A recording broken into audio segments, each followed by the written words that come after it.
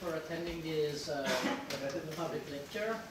My name is Zulfikar Amir from Sociology, and I'm very pleased and honored to chair this public lecture that will be delivered by Professor Nowotny. I don't have to give you a lengthy introduction of her. Most of you, if not every one of you, know her. But let me just give some highlights of her backgrounds. You know, Professor Nowotny is a Professor Emerita of Science, Technology, and Society at ETH Zurich, and she is a founding member as well as former president of European Research Council, and currently she is a visiting professor at NTU, and she has published numerous articles and books. The latest one was called The Cunning of Uncertainty. And an orderly mess. The last one is an orderly mess. And the last one is the orderly mess, or which, you know, she gave a talk, you know, a few months ago when she was here. So without further ado, let me invite Professor Nowotny to give the public lecture. Thank you very much. Thank you, Zulfikar, and welcome everyone here.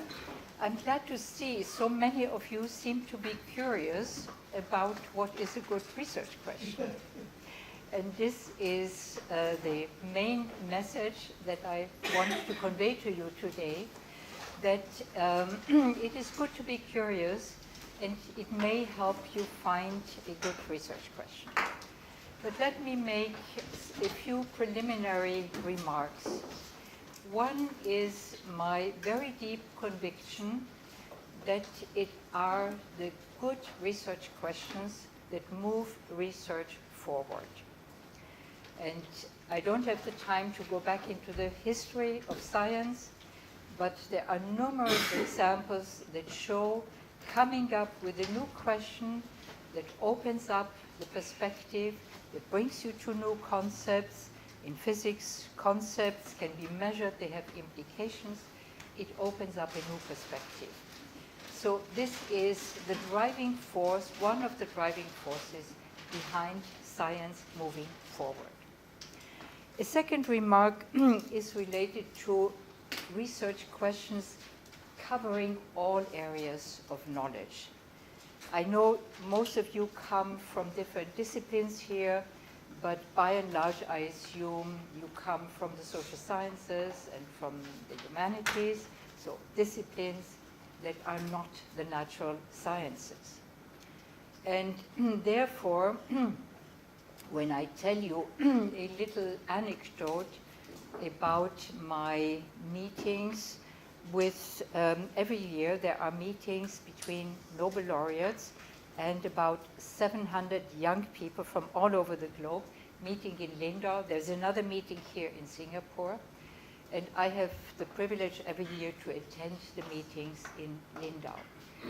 And there, these young people have the opportunity to talk to Nobel laureates face to face in a very close encounter during lunchtime, but also dinner tables. They sit around them, then there are master classes and other occasions. And one of the questions that always comes up, asking these young, ambitious people, researchers, they ask the Nobel laureates, what advice do you have for me to advance my scientific career? And the answer by the Nobel laureates inevitably is something like, you know, find the right kind of problem, find the right kind of question, stick with it, be ambitious, have passion. So you see, it's a kind of atmospheric cluster of answers that are given.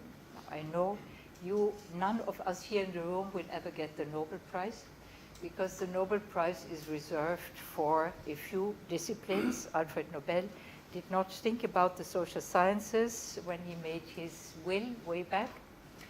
He did not even think of mathematics either, which led to another award, namely the Fields Medals given to the best mathematicians. And only much, much later, among the social scientists, there was one discipline that said, we too, namely the economists, as you would guess.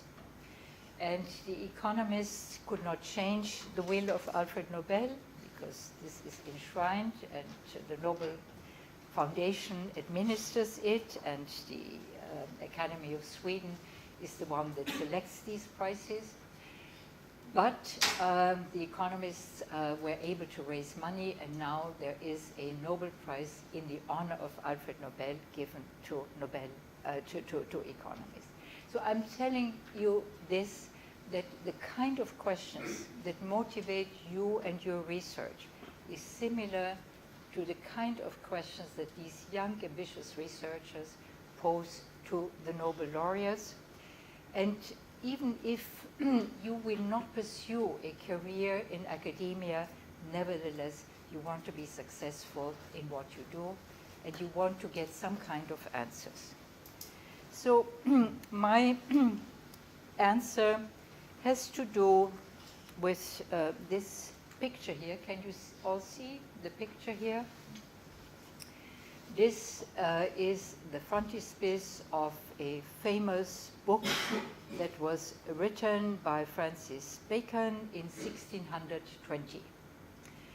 And the title of the book is several volumes. It's called Novum Organum. Organum is an instrument, and it continues Novum Organum Scientiarum. So what are the new instruments of science? This was the beginning of modern science. And what you see here is the Pillars of Hercules. This is an old myth, but the geographical location is very precise. This is what today we call the Strait of Gibraltar, namely the passage between the Atlantic Ocean and the Mediterranean. Now, in those times, America had already been discovered, but the Mediterranean, its shores, its whole surface was quite well known since antiquity, but everything beyond it was far less known, even if people knew already the Americas existed. They knew the globe was round, the earth was round, and you could make a voyage around the globe. Nevertheless, this is where curiosity and science meet in this image. Namely, the idea is to shatter these pillars of Hercules, to shatter the old traditional knowledge, and to venture outside, to explore what is beyond the territory that is known. So this is what this picture stands for. And Francis Bacon, by the way, he also wrote other books, among them a kind of early utopian science fiction called The House of Salomon. And this is a story of a group of wise men, there were no women included in those days, who formed a kind of secret society devoted to getting the best knowledge from everywhere around the globe. So in this book, The House of Salomon, he speaks, there's a very interesting list of things that he thought these people, members of the society, should go out, travel around the world, get the best knowledge that is available, and bring it back home. And in the list, for instance, there are things like we want to have light in our homes, not just candles. So historians interpret this, you know, people had already an inkling of what electricity could be like. He speaks about seeds and what could be done in order to improve horticulture, agriculture, etc. So you have a very interesting list of things that people dreamed about to get. And this was both the curiosity, but also the scientific knowledge that you needed to transform the curiosity into something that would make life better for people. Medicines in order to cure diseases, etc., etc. So to come back to the theme, curiosity and science, what is curiosity? Curiosity is something that we are born with, and we share it with other animals, and it is the kind of explorative, cognitive behavior of what you find around you in order to help you survive. And there is a very beautiful book written by Alice Gopnik with the title The Scientist in the Crib. Gopnik is a developmental psychologist, cognitive developmental psychologist, and she looks at what babies do, infants do, in order to explore the world around them. And she goes in great detail looking at the ways how the babies look around them, tracking their eye movement, what they touch, how they move once they can crawl around on four limbs, how they explore things. And she compares this with what we call somewhat schematically the scientific method. And she claims there are very close parallels when we speak about the scientific method as a systematic way of moving from things we discover to see, is it real? Does it stand up when I touch it? Is it still there, or does it recede? All these kinds of exploration of the environment with the senses that are inborn. And she compares this and says, well, this makes infants already scientists in the crib. And this is part of how we grow up, how we explore it. But then something usually happens, and I don't know, but I assume this also happens in Singapore because I've seen it happening in many other parts of the world. Once the children that are sometimes unnerving their parents, asking all these strange questions, why is the sky blue? Why is this animal not eating like we?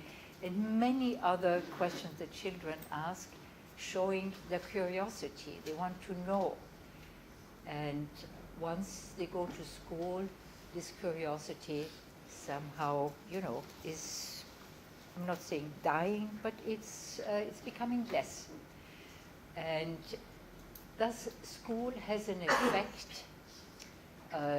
Teachers have their plan and what they have to teach. They still want the children to ask questions, but not every question. So you have something setting in that I call the societal taming of curiosity. Why taming? Because curiosity can be a very subversive force. Curiosity can you take anywhere. Curiosity does not know what it will find. So no society, if you think of it, can really tolerate that curiosity allows you to do everything, anything, anytime. So some kind of regulation by norms, by other means, by nudging, by forbidding, sets in to channel curiosity in different directions. Now, in the old days, there was in many societies a very strict division of knowledge that was considered sacred and knowledge that was considered profane. And the sacred knowledge was reserved to those who were initiated. You had priests, you had temples, you had religious institutions that would guard the sacred knowledge. And the rest of the population could, under circumscribed circumstances, participate in this sacred knowledge, but it was highly, highly regulated. And in these societies, wanting to know more, to be curious about the sacred knowledge, was something that was strictly forbidden. And there were rituals to keep people off this sacred core of knowledge. Now, this lasted in Europe for a surprisingly long time, And for instance, the Catholic Church, very powerful institution in Europe, but also the Protestant Church for some time, was rather strict which knowledge was good for the population and which knowledge was to be kept from them. And in Latin, there is even a term for it. It's called libido, scienza, the lust to know. And this was considered a sin. So you should not be curious about things that were not meant for you. And this lasted for a long time. So one way of taming curiosity in a society is to wall it off, to say this is taboo, it is sacred, it is forbidden, and the rest is for you, but we still control it. We also have political regimes where some parts of knowledge is walled off, and in every society, of course, you have still zones of secrecy that are related to what is considered national security, and this you have everywhere. So this is one way of how a society tames curiosity. There are other ways. Another way, and this is to channel it. So one way was to forbid it, to say yes or no. This is for you, this is not for you. Another way is to channel it. And we live in times today where curiosity is channeled in certain directions. And the main direction today is that everything is good if it leads to innovation. Technological innovation, social innovation, you name it. But this is where you should direct your curiosity towards. And this is approved by society, it is rewarded by society, it is nudged for by society. So this is another way of taming curiosity by channeling it in some directions. And the third way of taming curiosity has to do with ethical concerns. I'm sure all of you have followed the latest news about the CRISPR-edited embryos in China that the Chinese researcher claimed very recently that he edited in embryos the genetic makeup, but also touching the germline. So in other words, the genes that will be passed on to the children of these embryos now, they will have the same genetic makeup and will not carry the gene that he has undone by using CRISPR. And this has caused an enormous uproar everywhere in the world for different reasons. We can go into it in the discussion later. I just mention it here to alert you to the fact how curiosity, can I move in the direction, can I show that I can edit now something that nobody has done before, namely I can edit with the CRISPR method the genome of these embryos. This is where curiosity drives you to. And yet, we have ethical norms that say, wait a moment, not so fast, or it should not be done at all. So these are different ways of channeling curiosity, also in science, as the last example shows. Now, what has it to do with a good research question? Presumably why you are here in this room now. I'm not giving you a recipe for a research question, because this is part of a process. And the process has certain characteristics. I can give you some hints, but in the end, it's an invitation for you really to become fully engaged in it and looking at it as a process that will help you. And this is where curiosity comes in, to venture into something that is not yet completely known. So a good research question should have something that is new, an added perspective, an added part, perhaps a sub-question of where you want to go. And even if we still use this dichotomy, applied science, pure science. The boundaries have become so blurred between the two. But nevertheless, even when you apply something, the circumstances are usually very different, even in applying knowledge you have already.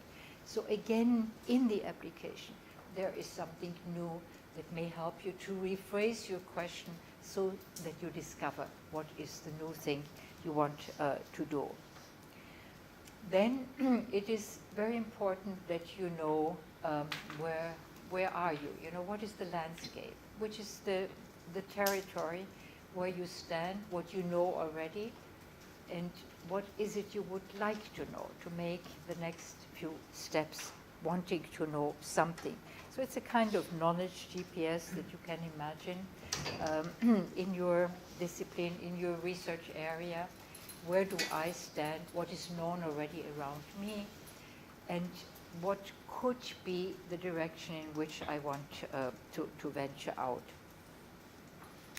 So your position always contains what you know already, but it should also have a component what you don't know as yet and that you find interesting, that you want to explore, where you want to move in. And this is a process that takes more time than one usually thinks.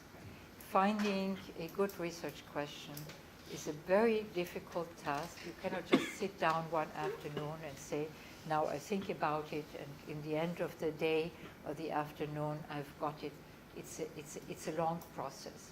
And it's challenging because you have to leave your comfort zone, or you should be able and motivated to leave your comfort zone.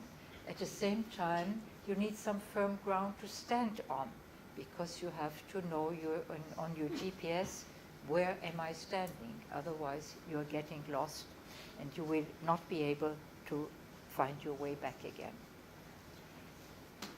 So if you want to use curiosity as a kind of compass, helping you to find a direction, nevertheless, be aware that curiosity is also something very ambivalent.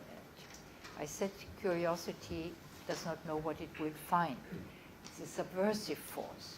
It's also ambivalent.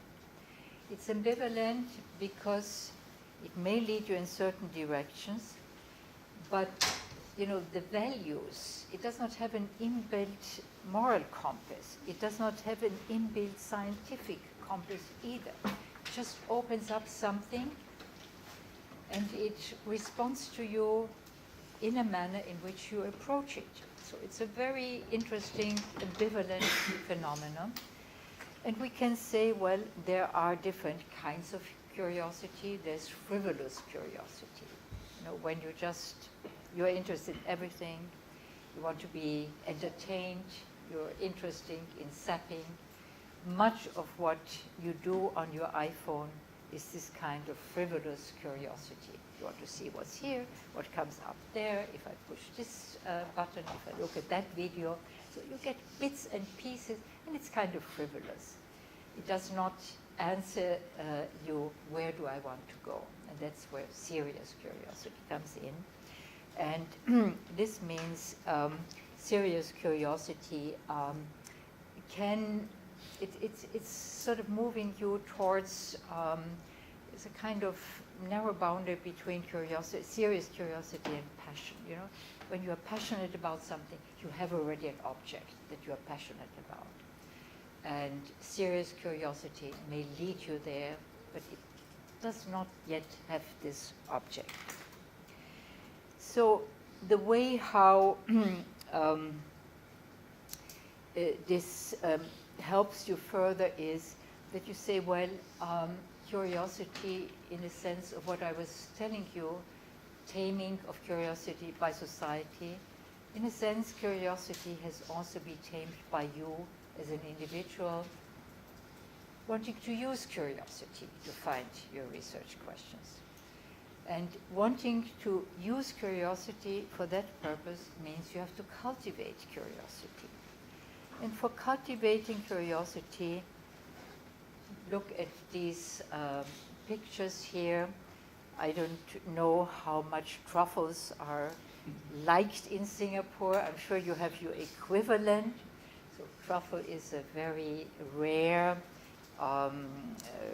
mushroom that cannot be cultivated as yet. There is no way, chemists, biologists, they all have been working on this because this would be big business. They have been unable to cultivate truffles. So how do you find them? It's known the places where they are growing. But then since they are underground, it's very difficult to find them because you don't see them. So people have discovered if we use a dog or a pig, and if we train these animals, they will help us to find the mushroom, the truffle. And this is a kind of analogy.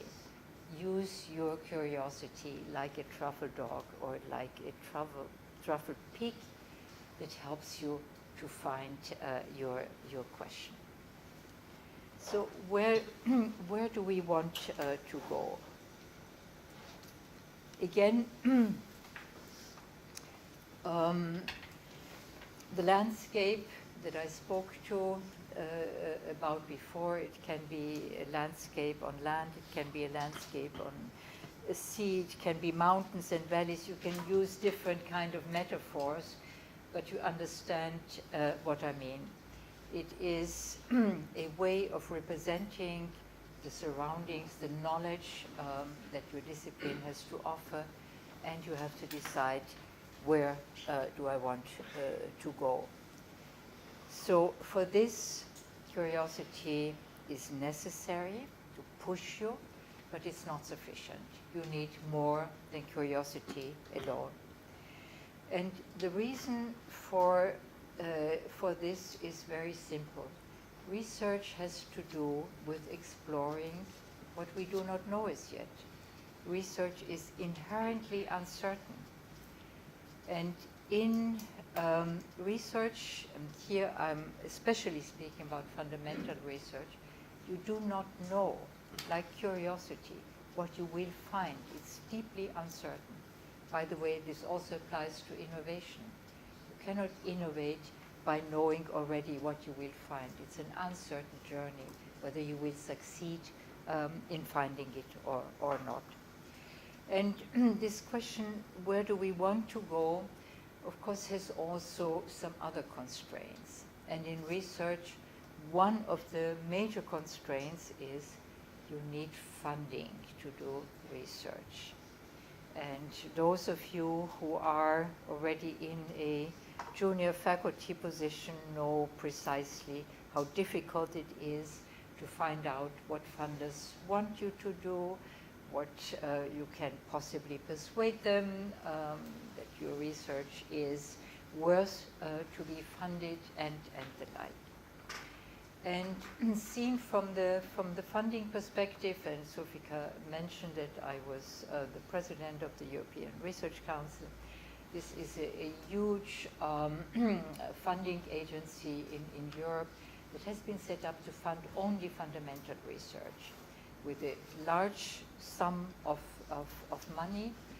And it is bottom up, so we are encouraging every topic, but the difficulty, of course, is to find out who are the best people to fund their projects. And so funders have another way of looking at things, and they say, and they all believe in it, but the practice sometimes differs from the belief. All funding agencies will tell you, we want to fund the best excellence, of course, but we also want to fund so-called high-risk, high-gain research. And what that means is you don't know where you are going, what will be on the other side of the ocean, but if you happen to hit, the island with the spices or whatever this map suggests to you, this will be high gain and it's worth it. Now, this is what the funding agencies want to do, But the reality is such that most funding agencies are rather conservative. And they want to fund something where you already know what you will find, or at least they want to be assured that they can approximately know what you will find, they approve of it, and then you get the money for this. And of course you see there is a gap between practice and rhetoric, but also this high gain, high risk is also a way of letting you a bit understand how reputation is built in science. Scientists are not, they're interested in money in order to do their research, but they are not interested in a very high salary. What they are looking for are good working conditions, to be able to hire PhDs, co-workers, etc. But they want something that is called reputation, scientific reputation. And the way how the science system functions, also in the social sciences, also in the humanities, is reputation comes from your peers. Other scientists, scholars recognize that what you have done is a major contribution, or it is a very valuable contribution to the state of knowledge in your field. And therefore, they give you credit for it, and they will have to quote you. And this is how we got to the system of looking at publications, citations, and if you publish in high impact journals, your reputation is a bit higher than if you publish in a journal that is not so well known. But all the journals have to be peer reviewed, otherwise they are not even considered. And the same holds for books in the humanities. So we have this reputational system that in a way, feeds back to what happens in your mind when you look for a good research question. And you may always want to ask yourself,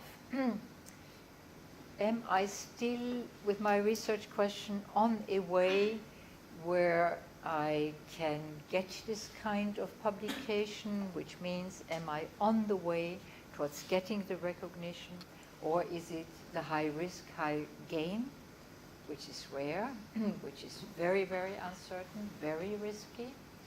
And how do I navigate there? So you have another navigation task to do with your research question. And how realistic should I be trying to guess what the funder wants me to do, and how much should I follow my own interests? And this is a dilemma. Now, what are the next steps? You have to go on with your work, finding your research questions, so you keep this in your mind, but you move on the ground. And so you look at what has been done before. You have to know the literature, and most people are quite good in finding the literature. You survey it, you put names in parentheses just to show you have been reading all the right stuff. But very seldom people take the care to ask what were the questions that led to these results that I am referencing now. Think of it for a moment. Would it not be interesting, instead of just saying, I know what author A or author X has been writing, just to show I know where I am, I know what my colleagues or teachers or the classics in my field have been doing and writing, I know this. But would it not be interesting to ask yourself, at least from time to time, what were the questions they wanted to answer when they come up with these results? And I think it would help you to broaden a bit, your range of questions, because finding the right question is very hard. So if you look at what successful people did in order to find their questions, it may help you to come up with some new ideas. Then another next step would be that you clarify a bit more for yourself, what do I want to contribute, what can I contribute? It depends on where you are in your career. Writing a term paper is very different from aiming for a publication. But still, I think the question is valid whatever you do.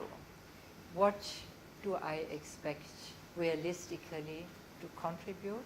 What can I contribute? But at the same time, to be more ambitious. What would I like to contribute? Always, taking this one extra step to go beyond your comfort zone. What would I like to contribute? And then, and this is a very difficult way of a bit of introspection. Where does my interest lie? Where does it come from? What does the research question that I'm engaged with, does it have anything to do with me? And I don't mean you have to go through, a psychoanalytic, session on introspection, but it helps from time to time just to ask you this question. Is it something that touches, that I'm interested, I may not know why, but I'm interested in this area, I'm interested in this question. And again, if you are able at least to get a feeling, what has it to do with me? It will help you to open up your horizon and to move this one step forward to finding the question. And here, just to give you an example, this is an example, and I will come back to this. An example, Richard Feynman, a very famous physicist, who, by the way, has a very good exhibition now in Singapore in the Arts and Science Museum. And Richard Feynman, as a famous physicist, he was a magnet for young physicists. So to be able to become a student with him, was already setting you on a wonderful career in physics. But Richard Feynman one day received a letter from a former student and the letter made him very sad. And the letter said, dear Professor Feynman, you remember me, I was your student and we worked on this problem. And now I'm back in my country, which happened to be Japan. I'm back in my country and my work circumstances are fine, I have a family, I should be happy. But in reality, I feel depressed because the work I do now is not exciting and I think I have failed everywhere. So this sort of depressing letter that conveys a mood that people sometimes also in research find themselves in. And Feynman replied in a long letter, and first of all he said, well, you are, and the letter ended, I feel a nameless person. And Feynman said, well, first of all, you're not nameless, your family loves you, you love your family, you're not nameless because you are very competent in what you do, etc. But then Feynman starts to reflect on his own. Why did I take this student? And then he says, it was my mistake. You came to me, you did not have a question, but I gave you a question, and this was my mistake. And then he goes on to say, well, there was another of your colleagues who came to me with a question that he was really passionate about. He wanted to do it, and for me, this was not the most important question, but nevertheless, I recognized this guy wants to do it, and so I took him. And so Feynman, I will just briefly read it to you because it's an interesting document also of a very fine scientist. He says, what is a worthwhile problem? The worthwhile problems are the ones you can really solve or help solve, the ones you can really contribute something to. I would advise you to take even simpler, as you say, humbler problems, until you find some you can really solve easily, no matter how trivial. You will get the pleasure of success. So he's saying, do something at your level, what you can do, but do it because you are interested in. It needs success in order to keep you going. You must not take away from yourself these pleasures because you have some erroneous idea of what is worthwhile, or what you erroneously imagine your teacher's ideas are. So this is written for someone at the PhD stage. This is different. Of course, when you are trained, your teacher gives you questions and problems to solve, which is part of the way how you get introduced into your science. But then comes something in an academic career that is called scientific independence. And this is very, very important. At one point, you have to leave behind what your teachers thought was important questions, and you have to find your own. And even if you're not working in academia, I think for your own success, feeling of success and satisfaction, it's important whatever you do that you are able to say it has something to do with me and it gives me the pleasure of success in the sense I can solve something, I can contribute something. So let's move on on the journey. So let's set sail. There are different conditions under which you have to choose your vessel,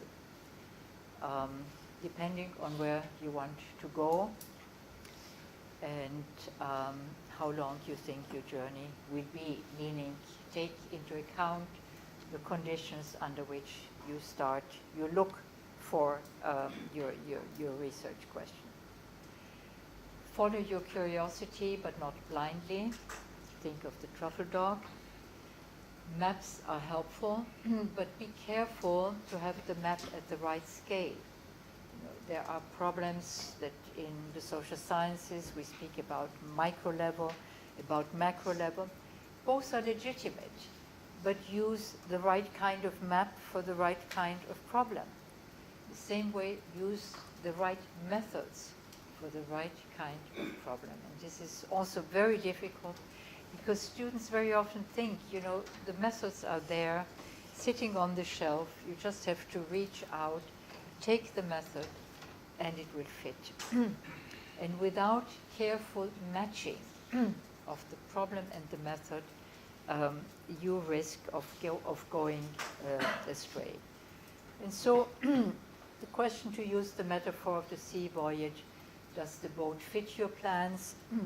So depending here, if you are in this kind of canoe, it will be very hard to encounter these conditions, and therefore be aware which is the boat to fit your plans, but prepare. And by this kind of preparation, I mean, consider what are the likely difficulties you're going to meet. Every research problem, believe me, will encounter some difficulties.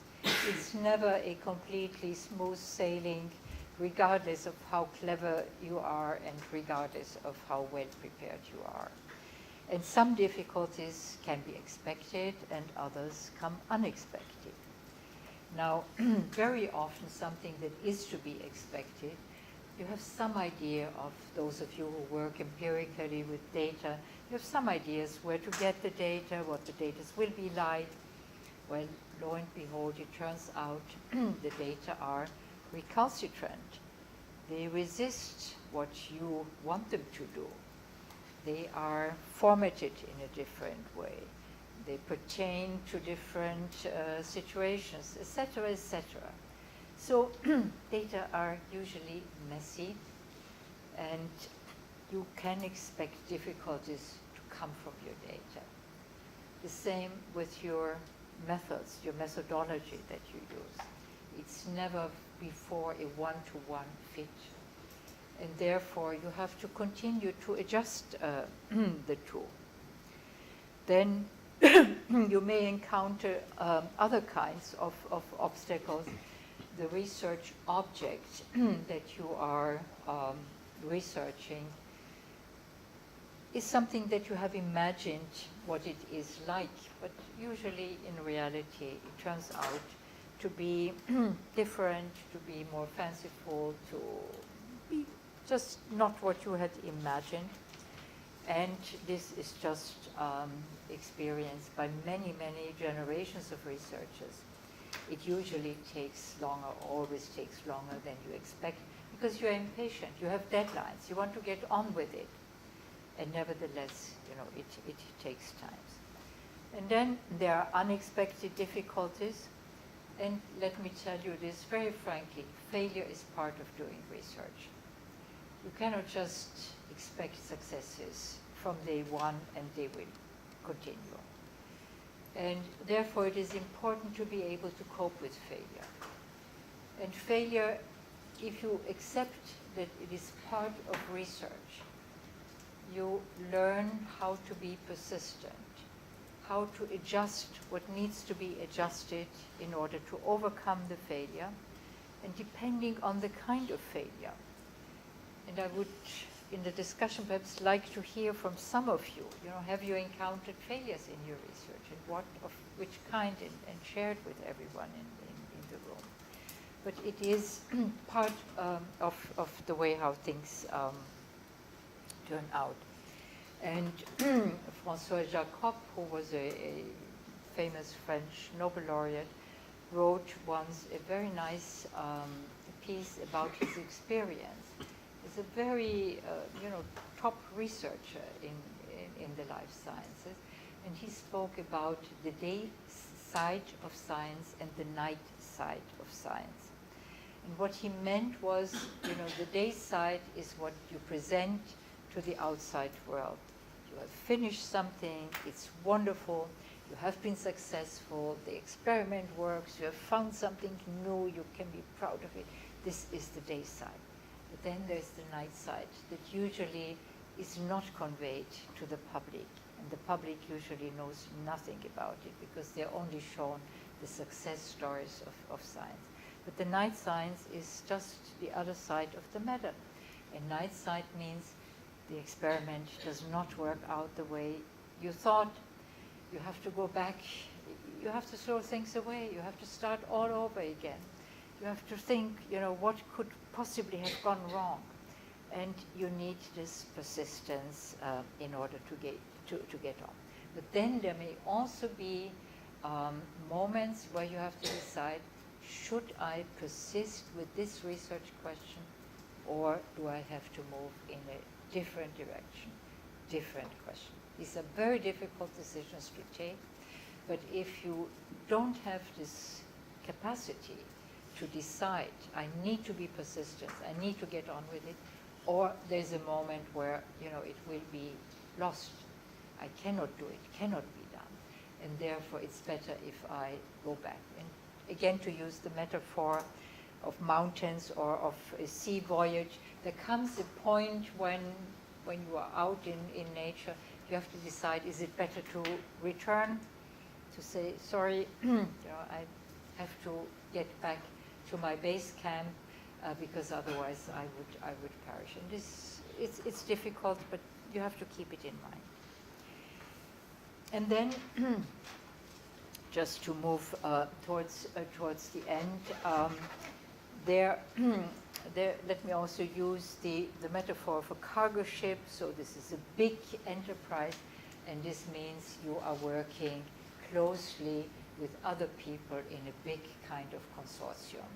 You need teamwork, and in teamwork, you have your collaborators, but everyone has to know what needs to be done. You have to nourish a spirit of teamwork, of mutual trust, etc. So this is a somewhat different topic, but nevertheless I wanted to mention it. And there is a beautiful book by a cognitive anthropologist, in fact, and the book has the title, Edwin Hutchins, the title, Cognition in the Wild.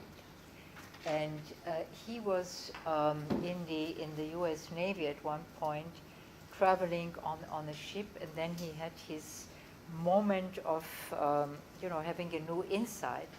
And he said, I was standing on the bridge of the ship, and I was wondering, where's the cognition, where's the intelligence that keeps this big ship moving on the route on which it is supposed to move?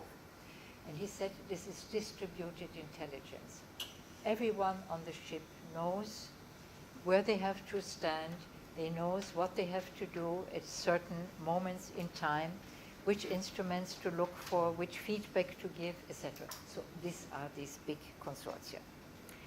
But finally, you have been successful. We are getting towards the end of the journey, and you are getting into the harbor.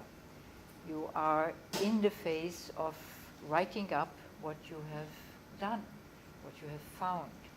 But getting into the harbor is not as easy as it may seem. Those of you who have sailing experience know this. Sometimes it's much easier to, cruise out there in the open than getting into the harbor.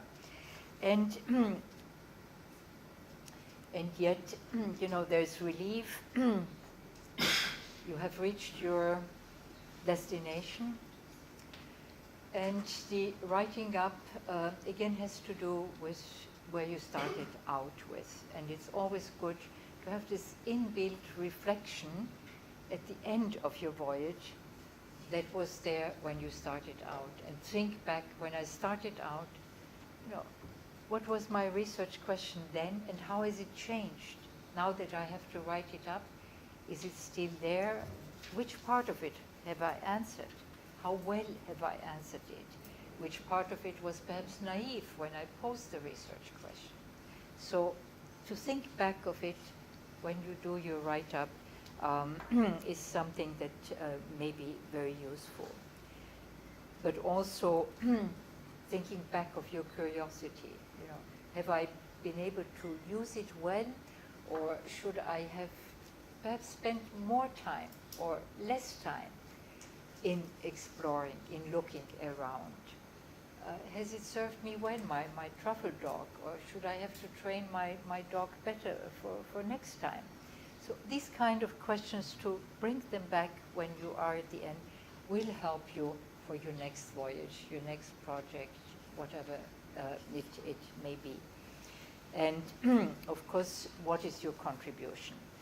And in these days, all of you know the expectation is to have impact. To have impact in your writings, in your publications, in everything you do. And it's useful to think all along your voyage already. Will this have impact? There are times when you should not think about impact, but then there are times when you should think about impact. Because thinking about impact all the time may lead you into ways that are misguided. But at the same time, if you don't think about impact at all, you will not be able at the end to get to answer the question, what is your contribution, what is your impact? And again, we can talk about it in the discussion. So I'm coming to my final slide here. Finding a good research question, use your curiosity wisely. Truffle dog. Be open for serendipity. What is serendipity? Serendipity is a very useful ally in any kind of research you do, because you are encountering, while you do research, something that you have not expected. It can be a phenomenon, it can be a finding, it can be something that you come across and you say, well, it's interesting, I never thought of it. And then think of it again. Is it interesting? Yes, but is it also relevant? Is it significant? It can be just interesting and you brush it aside. But serendipity means you recognize its significance. It is important. And then you have really found something that helps you, and that is very, very much part of the way how research proceeds. Be prepared for difficulties, the expected and unexpected ones. Remain persistent. Don't become obsessive. And know when your persistence may lead you astray because you will not be able to come back. And navigate well into the harbor. Thank you.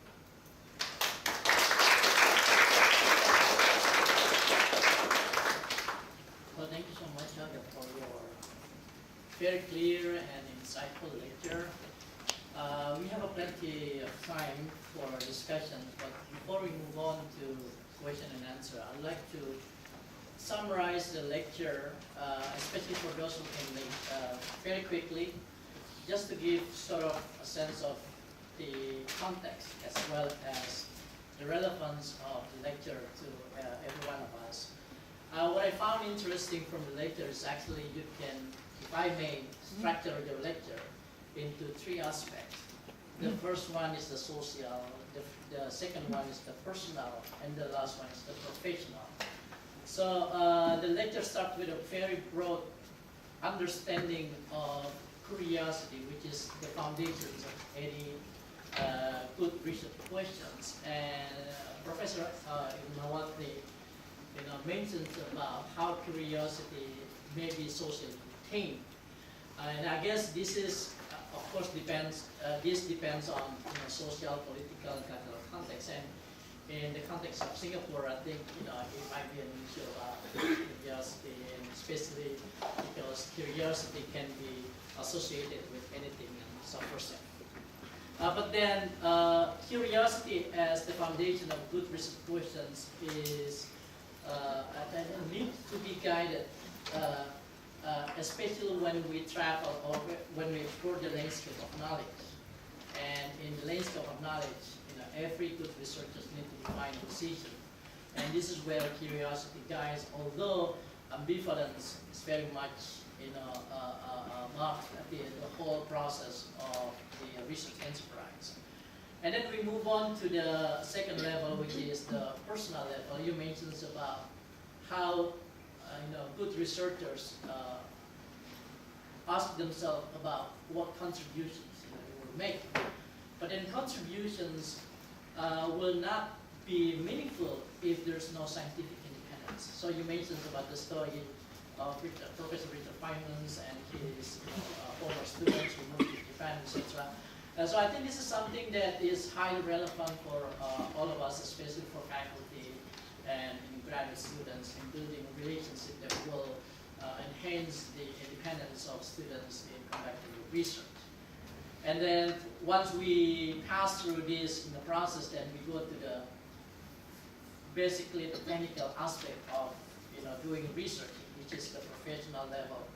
So in taking the journey, you mentioned about using the right scale of maps, because we can explore anything in the world. We can ask so many questions, but of course we have limitations, right?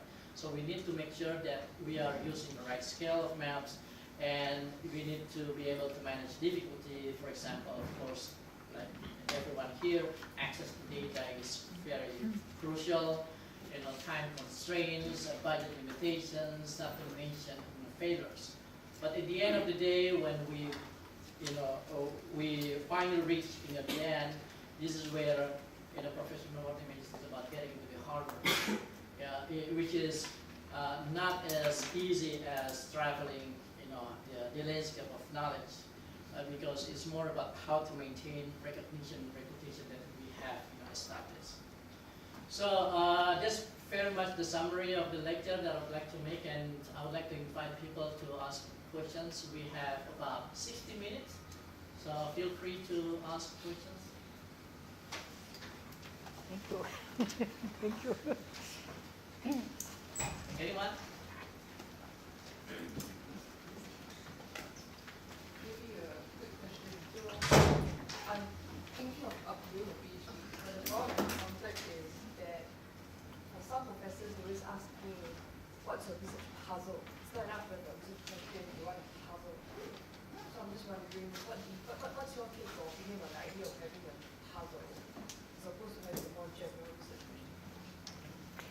It's the first time I hear the expression of a puzzle, so I cannot guess, I can only guess what your professor means by puzzle.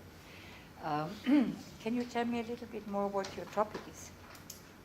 I think so for example, the idea was that not just me, but a couple of my colleagues, we actually wanted to sort of work on questions that were more descriptive. So for example, like what's the UN doing in Southeast Asia? It's not descriptive questions, but some professors take offense at such a descriptive question. They want something that's sort of, that must have a bit of contradiction, that must push a certain envelope. So that's what they mean by the idea of having a puzzle. It must be something that either runs contrary to popular convention or runs contrary to a theory. But again, other professors have come to me and said, but it's okay to have a descriptive question. It's okay to want to find out more about what someone or some country is doing. So I'm just wondering. Well, the way how I would interpret it, maybe you are used to research puzzles more than I. The way how I would interpret this is why I asked about the context. I think from a research point of view, it is important to move beyond description. Description is necessary, we need description, but descriptions very often are a way of filling in the picture. So it's considered, if you think of reputation, it will not give you much reputation because it's considered a rather low level. So adding the word puzzle should probably alert you to give some more color to the description. And color means you are contrasting colors or shapes, and I think this is what your professor means. So nevertheless, I would maintain there is a research question to be asked also when you do a puzzle, because you have some idea of what is the pattern like. You know, a puzzle has a pre-described pattern underneath, and this is where you put in your puzzle stones. So my take on it would be, I would be interested, find out what is the underlying pattern. And then you have your puzzle stones, but to put them in the right place, you have to know a bit more about the pattern underneath. Yes? Try it out on your professor. Try different puzzles. Any other questions, please? Yes. I would like to clear your comment of interdisciplinary area, because oftentimes university research institute want have disciplinary research. Yet out there, this is all pigeonhole. All your research journal editors just feel uncomfortable. You take two different unorthodox ideas, put it together, no one knows what to do with it. And most of the time, they just either reject it or just ignore you. So I want to hear your view on that. Okay. So my view is that, first of all, in order to do interdisciplinary research well, you have to have a training in a discipline. You have to, and why is this important to have a training in a discipline? Because a discipline enables you precisely to answer the question, what is a good research question in my discipline? Otherwise, you are lost. But once you have, it's like learning a language.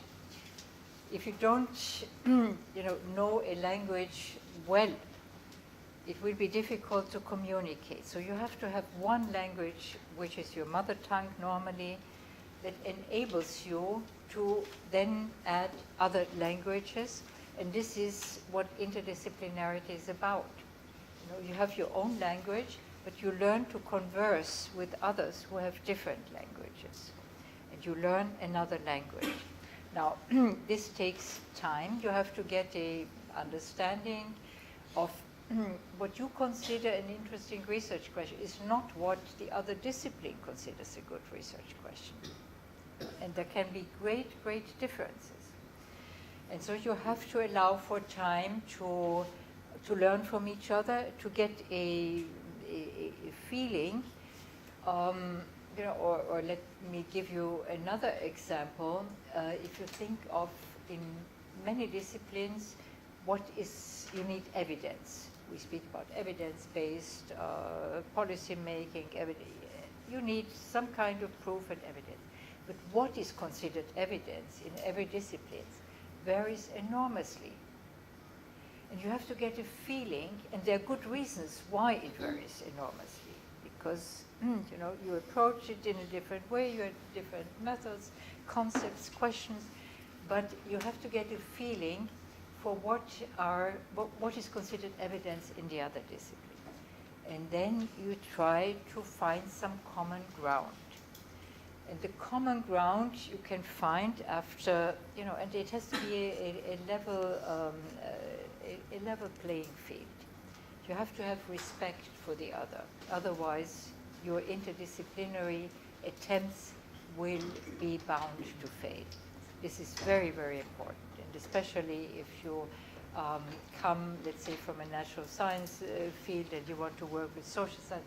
If you look down on the other, or if you think it's crap with the other things, it will never work. So you need this respect, the openness, the willingness to engage, to listen, to learn, etc. But then to establish the common ground, again, you have to find the research question, a new research question that is built and that is built upon knowledge and approaches that come from both fields or whatever the number of fields is that are engaged in it. And only if you find it together, it's a shared research question, and everyone is able to recognize his or her research question in these common research questions, will you be able to succeed? Now, this is from the approach of the ones who want to do interdisciplinary research. Then, and here I fully agree with you, there are obstacles out there because the academic world is still built on disciplinary structures. The evaluation is done in a disciplinary way, following the canon of your discipline. And then you want to have the equivalent of the common ground that you have in your research, and there is no equivalent out there. There are very few interdisciplinary journals. They have other kinds of problems because it's very difficult to evaluate the quality coming from interdisciplinary research. And this is why most attempts of having interdisciplinary journals or having interdisciplinary projects properly evaluated run into great difficulties because you don't have the people to evaluate them. Now, this is a problem that is recognized. How to get around it is much more difficult. Now, sometimes, you know, interdisciplinary research fields try to find their own, to create their niche. So they recognize we will never find a journal that takes us, so we set up our own journal. You establish courses. In a way, you can speak about STS, you know, as one example of doing precisely that, because otherwise no one says, well, you know, it just does not fit. So this is one strategy, and if you are successful, you know, a new kind of, whatever, I would not call it necessarily discipline, but it's something that becomes recognized as an institutionalized research field that is interdisciplinarity per se, that is able to emerge. And I want really Sulfika to say a few words on STS as an example of a successful strategy to do that. And other ways is to try to convince funding agencies to set up interdisciplinary schemes. You recognize, you know, climate change, you need all kinds of disciplines to work on problems. And even if you say we don't need the social sciences are part of the problem and the solution, and you need to involve them. And then the funder says, well, this is such a huge societal problem.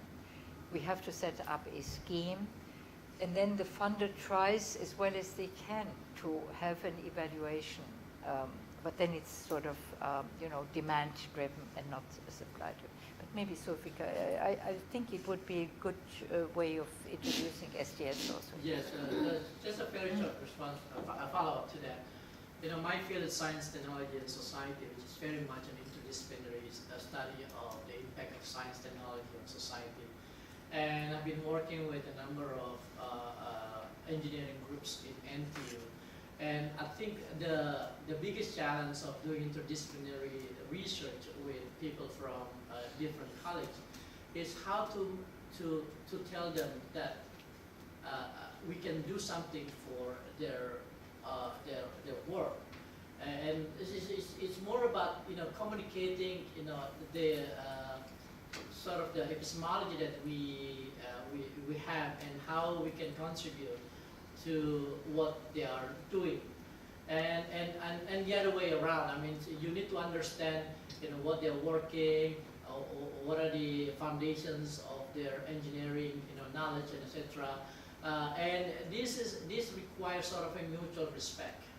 But of course, in the end of the day, you have to publish in different journals. There are some journals and publication outlets that recognize interdisciplinary work. For example, complexity or health sciences, and etc. But then I think the main challenge lies in doing research in which you can tell your colleagues that, okay, this is the area that I can contribute in. And this is your area where this area might be linked in productive ways. So it's more about communicating your expertise and make them understand, and the other way around. So I guess, yeah. Any other questions, please? No. Any good questions? You want?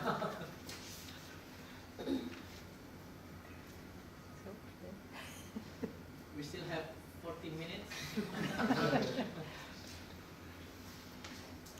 Graduate students? But maybe next time. Oh, yeah. Next time, I mean, we could even, set up a kind of research seminar where people speak about their work. You may find it easier if you present your work and your problems in a smaller setting, and I can respond then, like, to your question, and let's do it that way. But I hope you will take something of what you heard today with you. Thank you. That is a good idea. Yes. Yeah. Well, since no more questions, please join me in thanking Professor Howotny.